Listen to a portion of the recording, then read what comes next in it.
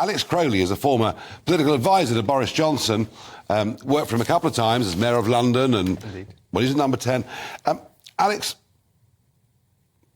Sunak does this nice guy public appearance, but I think he's quite ruthless.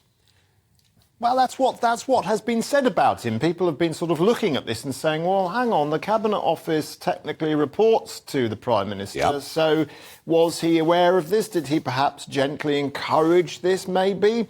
We don't know. But what we do know is that Boris has already suffered for his behaviour during lockdown, right? There was the Partygate scandal.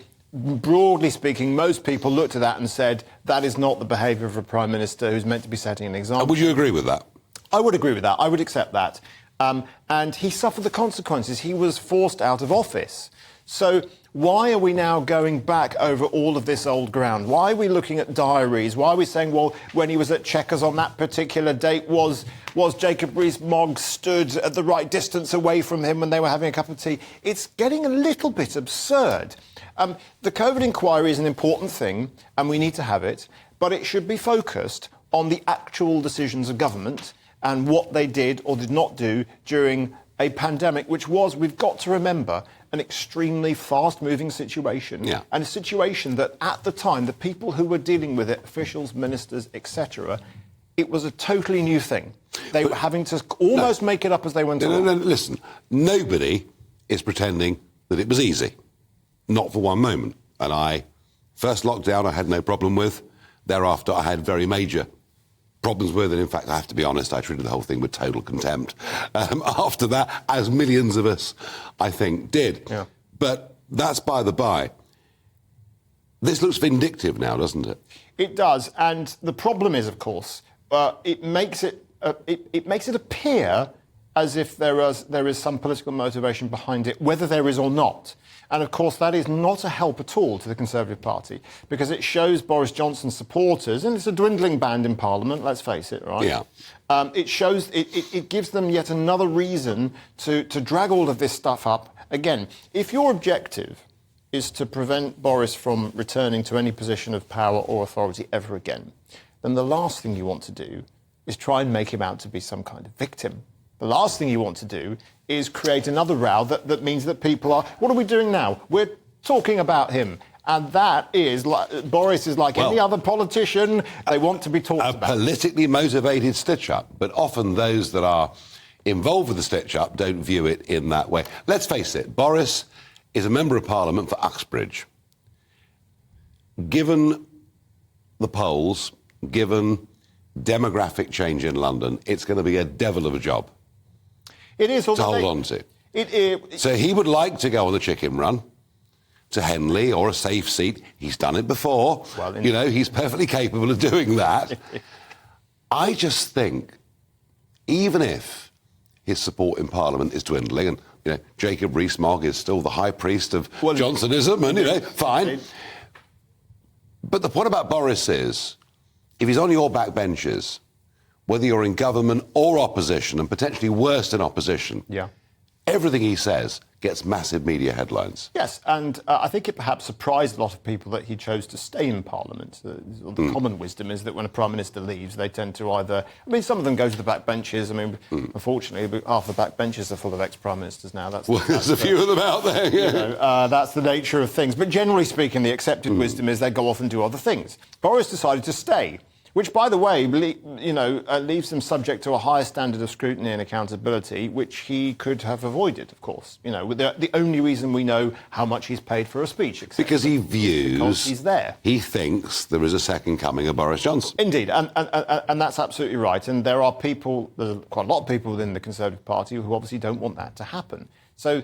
And that's fine. That's a fair view. Okay, it's a subject of an entirely fair debate as to whether you think Boris is the right person or the wrong person, or whether people think that he should or should not come back. But does Rishi want him out of the way? Is this? Am I being conspiratorial, or is it a fair assumption to make that Rishi is quite happy with his reports to two police forces? My honest view is that I think Rishi Sunak's leadership is secure until the election. And the reason why I think that is because The Conservative Party has done the leadership change thing now quite a few times. Oh, yes. They've rolled the dice several times. It hasn't actually worked very well. The Conservative Party is still way behind in the polls, albeit Sunak has somewhat steadied the ship. I think probably most Conservative MPs are sick and tired of the leadership shenanigans. I think they've accepted that Rishi is a calm, competent, capable leader. He may not be the most inspiring leader that there's ever been, but it's very hard to do that against the example of Boris. And the real risk to him is the election. He will either win the election, somewhat against current trends, it has to be said, or he will lose it. But is there something bigger going on? We're discussing Boris. The outrage over Suella Braverman, who I can't see has done anything wrong at all, and yet some Tories joined in. Yep. On that. Raab's gone. Yep. For, I thought, pretty spurious bullying claims. It seems, and Chris Hope of The Telegraph was on this last night, that those who are perceived to be on the right of the party, which, by the way, would have been the centre ground about 10 years ago, well, those on the right, there's almost a purge against the Brexiteers. People like Alex Chalk are now in senior cabinet positions, said overnight there's no prospect of us leaving the European Court of Human Rights. Are we witnessing the Remainers, the globalists, the Social Democrats now taking over the Conservative Party and expunging those with more conservative views? There is undoubtedly a battle for what the next version of the Tory party is. I think there's a lot of people in the Tory party that have basically accepted defeat, and they're now turning their attention to, OK, after the defeat happens, what sort of party do we become? And that, of course, is highly contestable ground, because they're worried that Boris will come back as maybe as leader of the opposition, which actually wouldn't be a bad shout. I think he'd be a much better leader of the opposition than a Prime Minister. It was incredible the other week. Even Matthew Parris, one of the great, a former Tory MP, Times columnist, very good writer, but absolutely a Remain establishment, hates Boris. And even Matthew Parris said he might make a rather good opposition leader. He'd be really leader. good, because you don't actually have to do anything. You don't have to run anything. You just have to turn up once a week in the Commons and mock Sir Keir Starmer, which he does very well. So, yes, I think there's a lot of Conservative MPs that think, OK, when we've lost, if I've got hold of my seat, what does the next version of the Tory party become? And that is a big, open question. And this is if you like, the early shots in that war. You're still a fan, aren't you? I am still a fan, down at heart, because you show me a better communicator in politics. Apart from you, obviously, Nigel. Well, Alex, my dear boy, thank you. That was Alex Crowley, who knows Boris very well, has worked for him.